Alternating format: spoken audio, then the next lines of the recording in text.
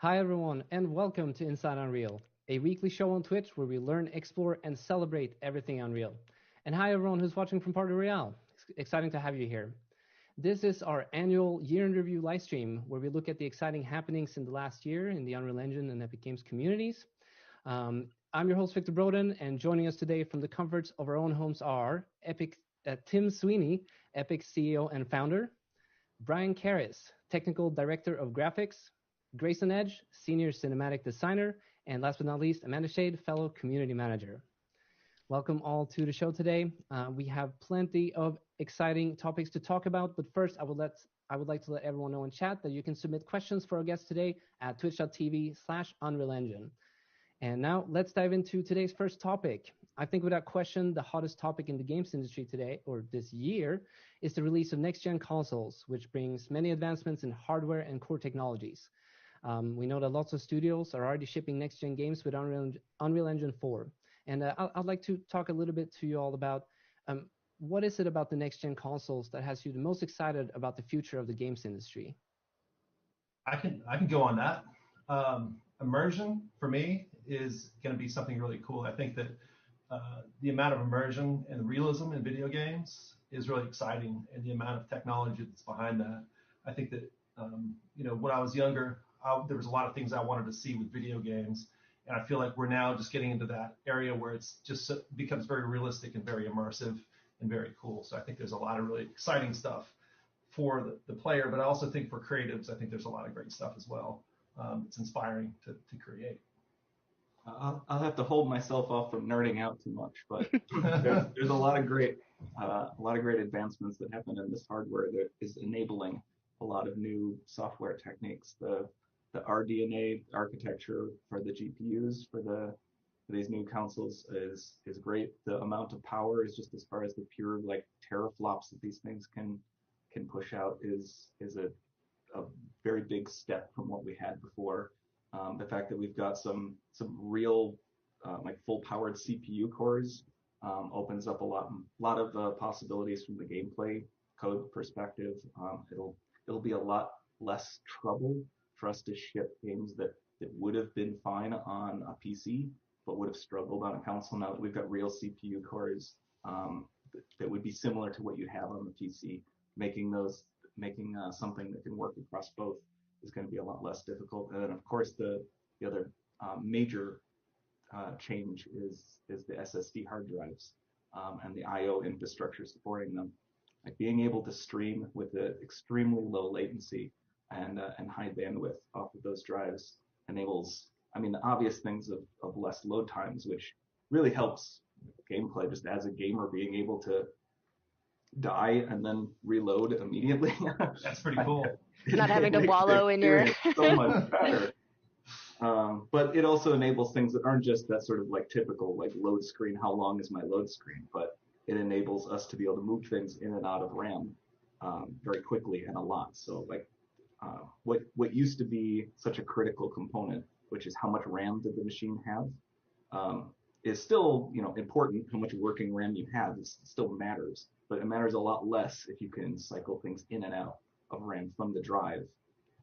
It just enables a lot bigger worlds, richer, more vibrant worlds, because there's a lot more data that can be there, and we can move it in and out really fast. Yeah, it's the immersion stuff that really gets me excited. The technologies you're talking about, that's the stuff that's enables that. All that enables the immersion. Like that's the sort of foundational atomic blocks that enable that sort of immersive thing. Yeah, it's really cool. And here at Epic, what did we do to get ready for all of this in terms of preparing Unreal Engine for next gen? Well, we've been preparing for a while. There is evolutionary jumps that happen. Like we've been working on a virtual texturing system in the past that can support like really large resolution textures, and we can get that having the low latency, high bandwidth SSD drives is something that supports that. But then we also, for UE5, decided to invest in a number of technologies that are really only possible with the next generation hardware. The two of which that were like key things that we showed off and in our last tech demo was Nanite virtual geometry, like micro polygon level rendering tech, and Lumen, our dynamic GI system that gives like really beautiful lighting that's completely dynamic with no bake times. Those two technologies together are really kind of this like perfect recipe for enabling these new experiences and visuals that are like far beyond what we could have even like imagined possible with the previous set of techniques. If you are unaware about what Brian is talking about right now, a little bit later we're going to show you a video that showcases some of these technologies. Super exciting. Sorry, I jumped the gun a bit. That's okay. Just so excited. I'm so excited. Yeah, like these efforts were pretty long tail efforts. Like it's been investment that we've been doing over multiple years of looking forward and where we thought the technology was going to be. We had access and collaborated with both Sony and Microsoft on what this next generation hardware would be. But some of it is also a bit of just guessing where things are going, what sort of possibilities that we had to exploit, and try to get our foothold in there early. Yeah, there's been some amazing wizardry in this generation on the code side, but content is also a really important consideration. Unreal Engine 5 can render 100 million polygon geometry, but that doesn't mean an artist can just sit down and create one over the course of an afternoon or a week, right? So Epic's done a huge amount of investment in next generation content pipelines and building content libraries, like with the Quixel Megascans library, bringing Quixel into the Epic family and making all of the content available to Unreal Engine developers, so you can, like we did with the Nanite demo, just bring in all of that content that's been scanned from the real world, and then adjust it and tweak it to meet your needs and build entire environments without having to build every piece by yourself. That's really, really exciting. Yeah, it's an incredible data set. The quality of those assets is really high. I remember some years ago when I was first talking with artists about photogrammetry, where there was initially a fear of, oh, you're going to make our jobs obsolete. And in fact, it's quite the opposite. It's like, really, we're just getting rid of some of the boring tasks. Like how much creative effort is it going to go into making just like a boulder? Really, your creative output is really about what you use that thing for and to make something interesting out of it, not the amount of hours that go into just like replicating some real world object. That's right. It's really quite astonishing. And for anybody on the stream who hasn't seen it, Google Quixel, Quixel, and just check out the massive library of scans of assets all around the world at movie quality resolution that's now possible to render in real time.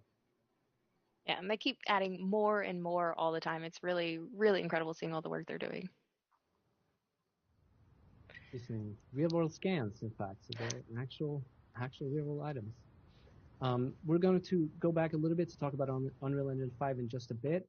Before that, I wanted to talk a little bit about what happened back in August when Epic gave Fortnite players on iOS and Google Play a choice between Apple and Google Payment and Epic Direct Payment, passing on savings to players. Both Apple and Google retaliated by blocking Fortnite updates and kicking the game off their stores. Now, Epic has taken up the fight for fair terms on digital stores in an effort to give developers a more level playing field and to open up more choices and freedoms to everyone.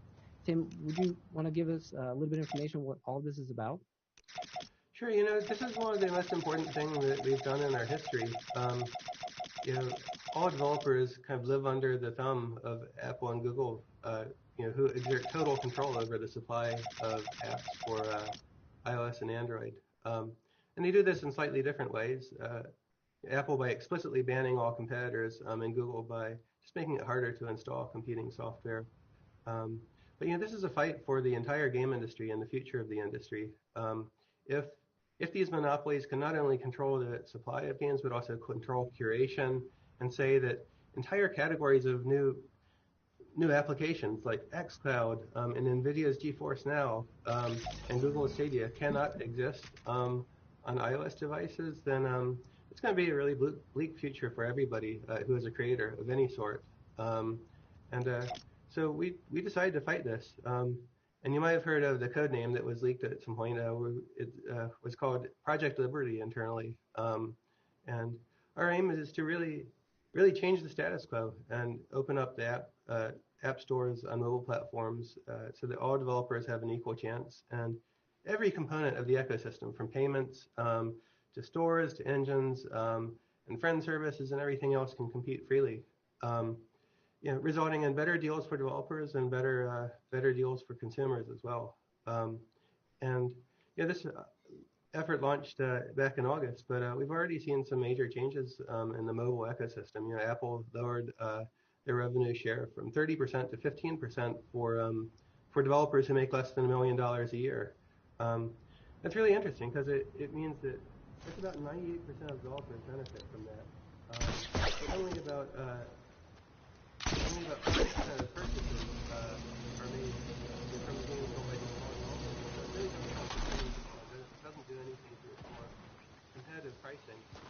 It would ignore if these 30% tax is collected. So this is an example of the cases Apple faced here in May on the Google trial. They still do not in the meantime in the regulatory front. Opportunity for our future. Including those who haven't even been born yet. Which was software on my own, to gamers, and to not have to ask the middleman for permission to do those things. Exciting times, special times for sure. A lot of unusual things have happened this year. That's definitely the case for all of us. Why don't we go ahead and play the free Fortnite video for all of you who haven't seen that. Anniversary of the platform unification directives. For years they have given us their songs, their labor, their dreams. In exchange, we have taken our tribute, our profits, our control. This power is ours and ours alone. We shall prevail.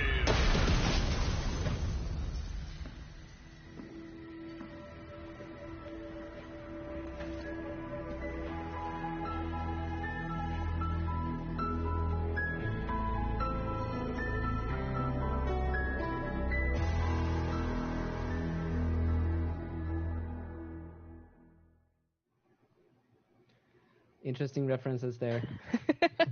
Nice hat, Tim. The hats are keys to the battle. Excellent. So that's, if you hadn't seen it before, it's a great testament to the initiative at large. So moving on to probably Unreal Engine's biggest announcement of the year. Earlier, we announced Unreal Engine 5. It was our first showcase, or the first showcase of pixels running live on the PlayStation 5 with Lumen in the land of nanite. So if you haven't seen that video, we'd like to go ahead and show it for you now.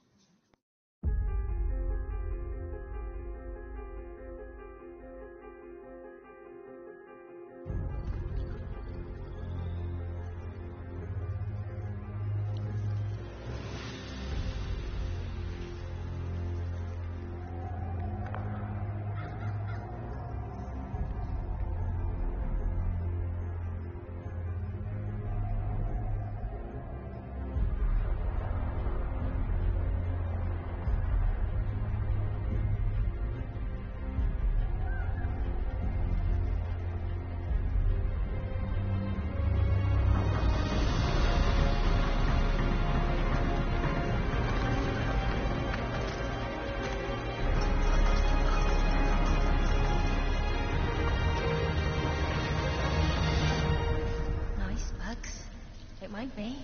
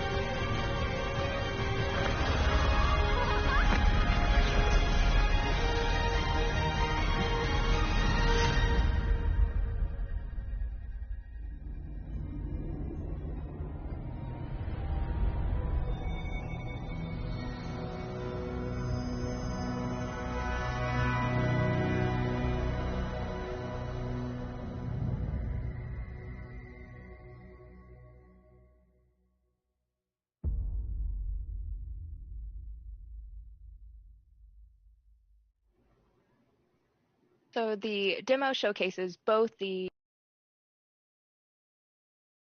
global illumination solution. And these are what Brian was sort of mentioning earlier. Would you kind of dive into that a little more and actually the impact that'll have on developers in this next generation? Yeah, sure. It's with Nanite, you get this ability to bring in like film quality, like super high poly assets without the need to do major optimization steps beforehand. This like trims down the amount of time it takes to take a really high quality asset, bring it in, and be able to see it live, and not just see it for the first time, but to be able to actually ship that asset at its full quality and build a whole world with thousands, hundreds of thousands of those objects in the world, or millions, I guess we actually support. Sometimes these numbers actually get away from me. You can place millions of these objects now. It's pretty incredible. And then Lumen for the real-time global illumination. You can give like actually dynamic worlds, changing light sources, moving objects around, and not have to go through these like long bakes steps to be able to see the process. Like for a lighting artist to be able to just put their lights where they want them to be, interactively place it, and just see it live, just real time. What you see is what you get. Sort of workflows are really powerful from the content creator and the things that it enables for the game, for the worlds to be more dynamic. So those were two really interesting technologies, really cool stuff that we showed off in the demo. But there's a lot more that is coming along with UE5. A lot of content workflows, like animation technology, sound system. There's a ton of cooking pipeline, editor workflows. That like there's the list goes on and on of things that are going to be in UE5. And I think what's also cool here is like this is just where we're starting. Like this is the beginning. Like this is just the beginning of the generation, and like this is already what stuff looks like. It's really exciting to see where we go. It's like all the different ideas that we have yet to actually to try, different pieces of technology that we haven't really been able to push to their fullest extent. Aspects of the hardware that we're just now able to exploit. So it's really exciting to see like this is where we're starting. Yeah, I remember watching this demo for the first time and getting so many goosebumps, just like in awe at the story and all of the pieces behind it, and knowing and like you said, thinking about the potential of the games coming in the future. So it's like, can't imagine what we're going to see even beyond and from the folks in our community digging into this. And it's just a really exciting time to be in development, right? Yeah, it really is, with cinematic type of stuff especially as well. It just there's so much great quality stuff that you can get with this technology. It's really exciting, beautiful stuff.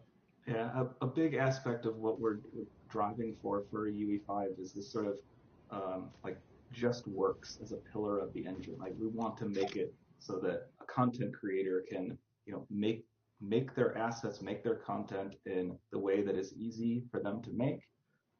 In a way that like hits the detail level that they want. They can bring it into the engine, or create it in the engine in that way initially, and not have to work through so many like technical details and what it takes to hit your real-time frame rates, or what it takes to actually like realize the thing that they're trying to shoot for.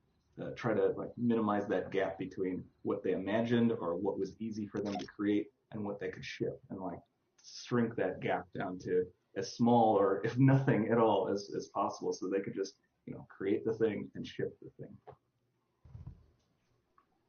And for those that are super excited to get their hands on these tools, we'll be going into preview in early 2021. This will be the time to try them out. We'll be trying to gather as much feedback as possible so that we can really make a solid launch, which we're aiming for at the end of 2021.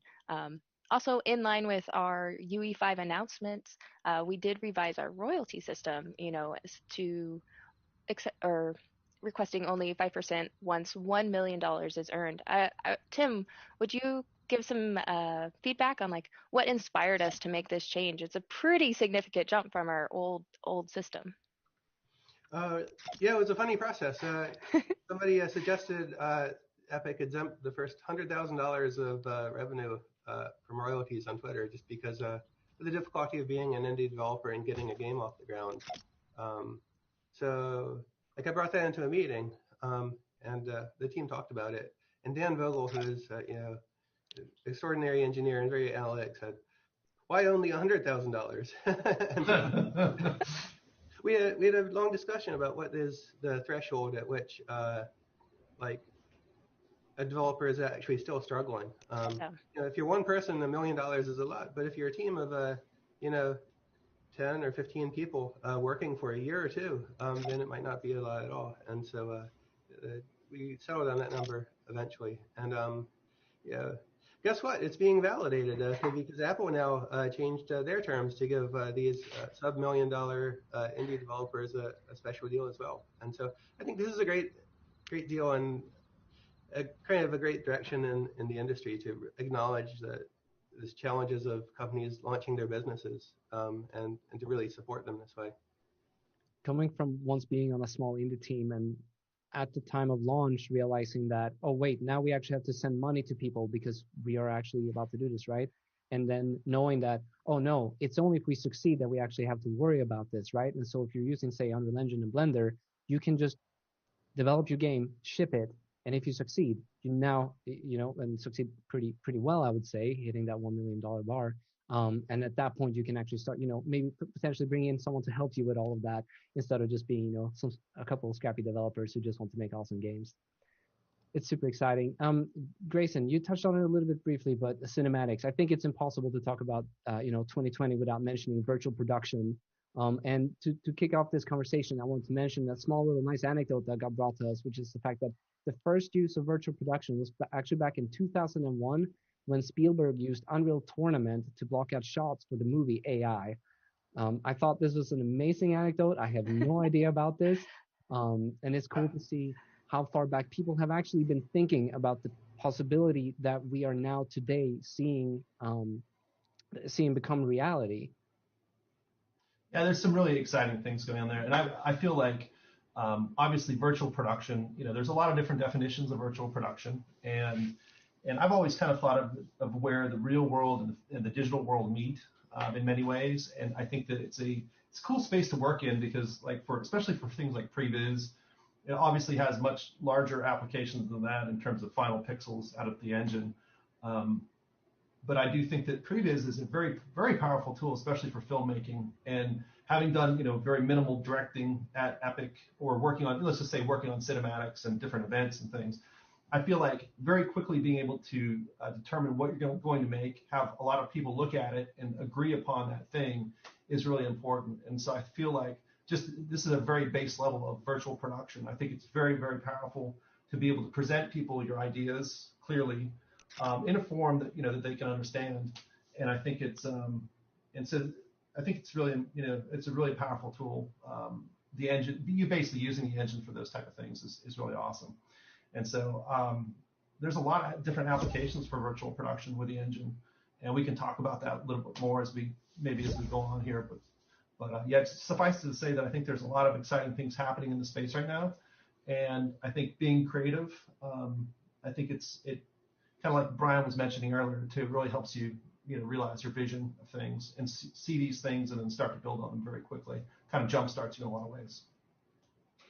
Yeah, both the production side and the creative, right? The fact that you can just immediately see what's going on instead of having to wait for a couple of days to render or. Yeah, and I mean also it gives you besides just the creative elements, it gives you a good idea of scope, tone, some of the things that you'll need to be, if you're trying to make a movie, some of the things you may have to consider when you're doing that, or if you're making a music video or something else like that. It just gives you a lot of information very early on.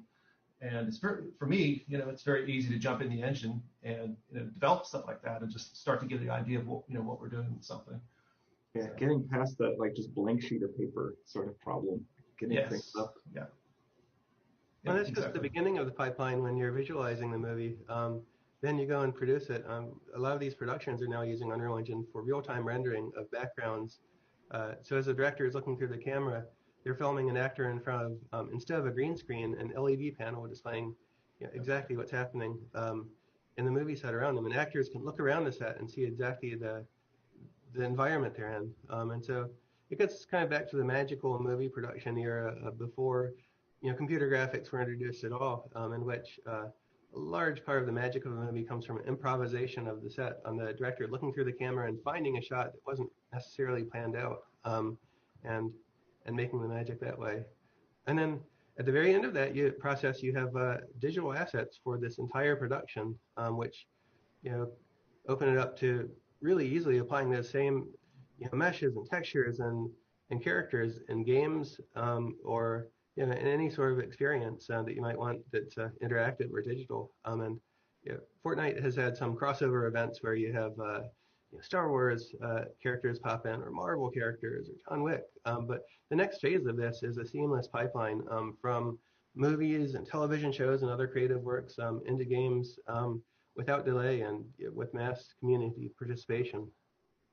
Yeah, it's really cool. And to talk a little bit about the immersion too, and you mentioned this, Tim, is that, as an actor or even as a director, you can jump in so you make this in virtual environment in some cases. You make your set, or you make, the thing that you're trying to shoot, and you can put on a, VR headset, or you can use an augmented reality device, or an AR headset, and you can look around, and so you can give direction in a virtual space, either, on the stage that you're capturing the data in, or you can do it remotely as well. And so that's a really powerful tool. And then also from an acting perspective, it's really cool to actually be in the environment that you're going to be acting in. And in some cases, you can see your own avatar, or if you have props, you can see those as well. And from having worked with a few actors, it's really exciting to see them get into the virtual space and start to understand who their character is. Either they can see it in a headset, or they can see it on a screen of some type.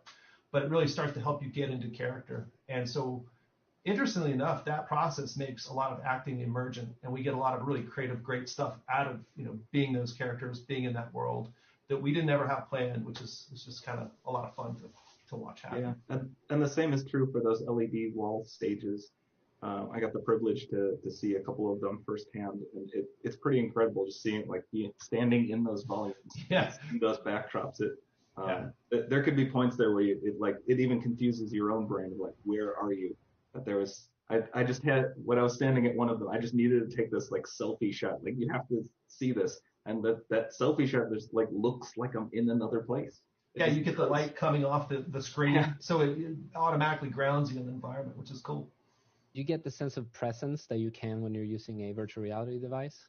Not quite, because they don't completely surround you. They go on in everything that they don't cover the side that the camera has, so they're not a complete volume going in all directions. And you don't get, there's no sort of stereoscopy, so it doesn't look 3D to you.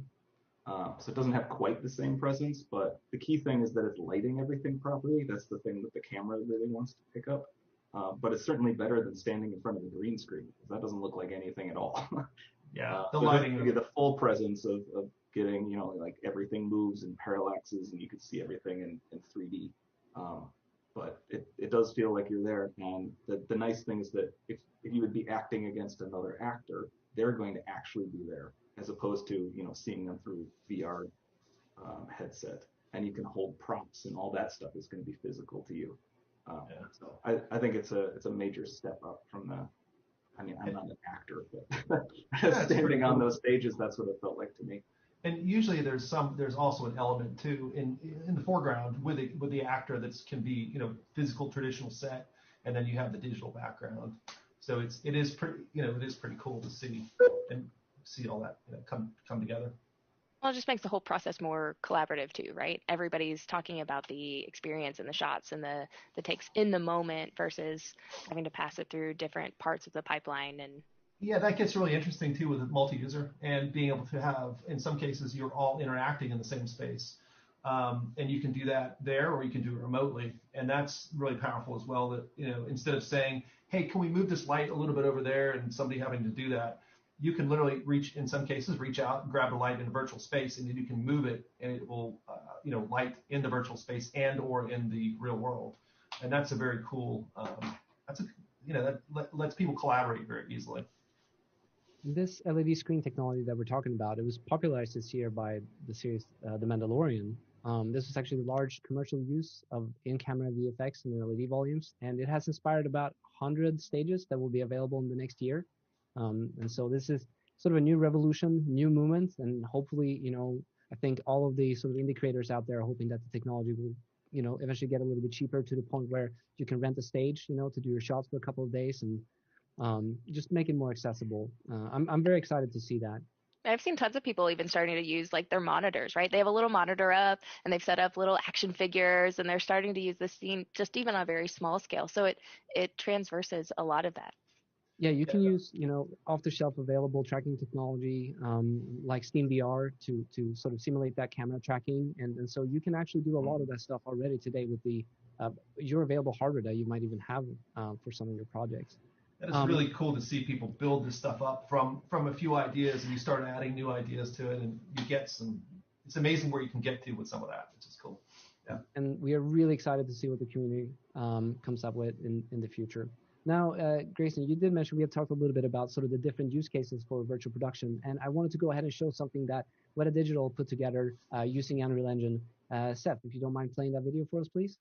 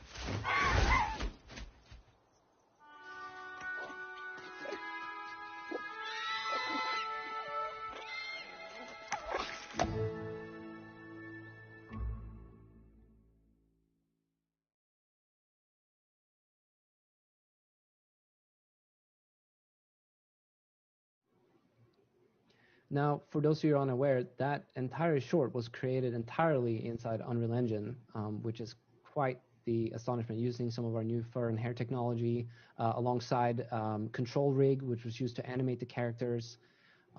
Yeah, big ups to Weta Digital and everyone at Epic who helped make this a reality.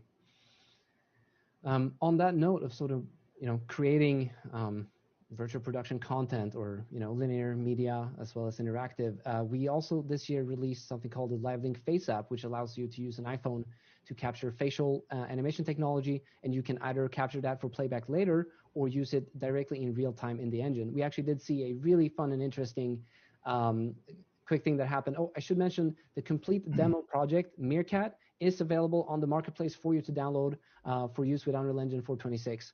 Go check it out. It's super cool. That's what one of our evangelists did. Yeah, go ahead, Amanda. And I was just saying, we've seen so many cool community creations. Like some people have started, you've seen the Meerkat or the video Meerkat from the Meerkat's perspective. So he's like running and hiding from the eagle, or what you were about to mention. One of our evangelists actually made the Meerkat into a little talk show. So you see him sitting there behind the desk. He's got a little screen, so he's hosting a show. And yeah, that was actually using LiveLink Face app, which is, it's really cool to see the various ways these technologies can kind of come together to make even more unique setups.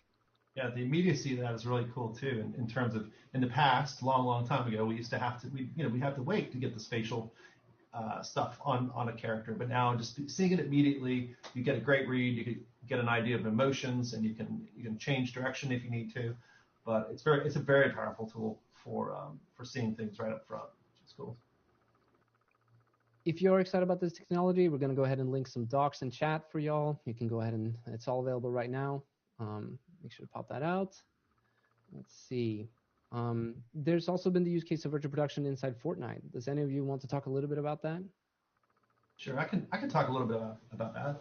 I think that we use virtual production almost daily now for parts of Fortnite, whether we're developing events or we're developing cinematics. And we've got a process down that we can jump out to our mocap stage, but do it remotely, virtually. So we all join kind of the same way we're joining through Zoom, and we can also connect through the engine, and we can see the virtual space together, and we can make changes to that space, and we can work collaboratively. And so we do this, like I said, we do that pretty often, and I find it to be really helpful in developing ideas quickly. And sometimes, traditionally you'll use mocap, or a lot of times you'll use mocap to create a final product.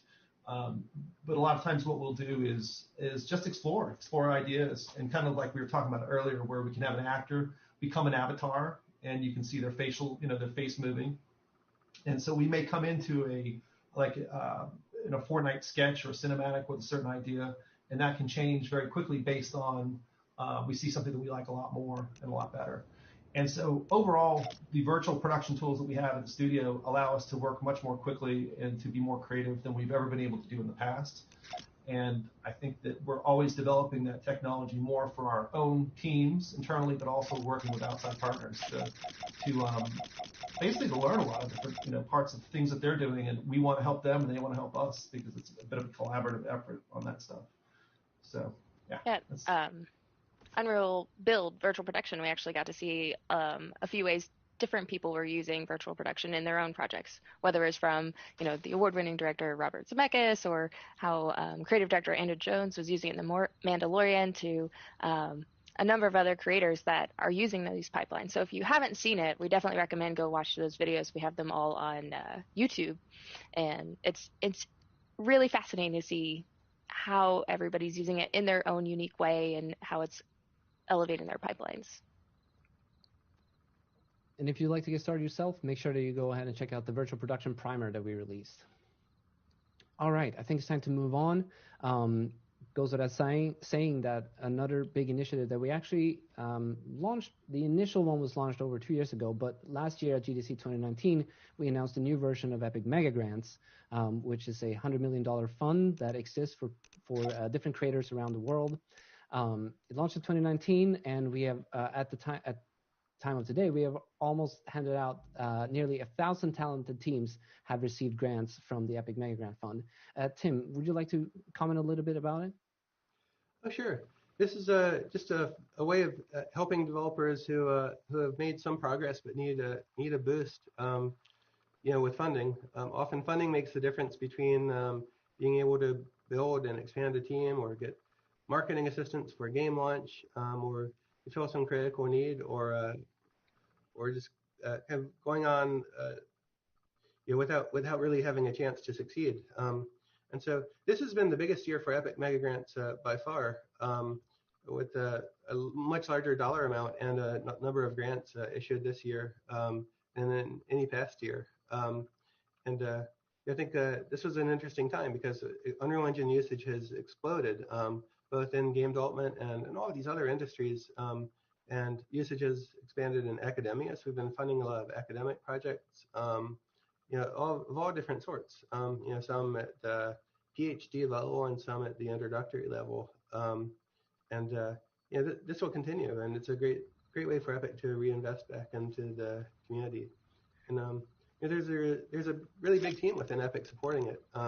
But there's a dedicated team to Mega Grants as a program, but then a lot of people at Epic who are specialized in any one area will be reviewing individual grant applications, given their expertise, and considering each one. And it's a very rigorous process. We go through a huge number of applications and really make sure that everybody receives a fair decision. Yeah, make sure you apply. We want to see as many of you as possible sending in and seeing what you're working on. There's nothing that is, don't feel like it should be a pressure. We want to see your applications. We want to see what you're working on, and we will be happy to review all of them. So we've actually supported a lot of open source projects, even Blender or other game engines like Adobe. I was actually curious why you feel it's so important for Epic to invest in these open source technologies beyond sort of our own space and our own tools. The whole industry relies not just on one piece of software, but an entire ecosystem of components. In a lot of areas, some of the leading work in the industry is open source. With some of the subdivision surface work that's been done recently, the leading library is open source entirely.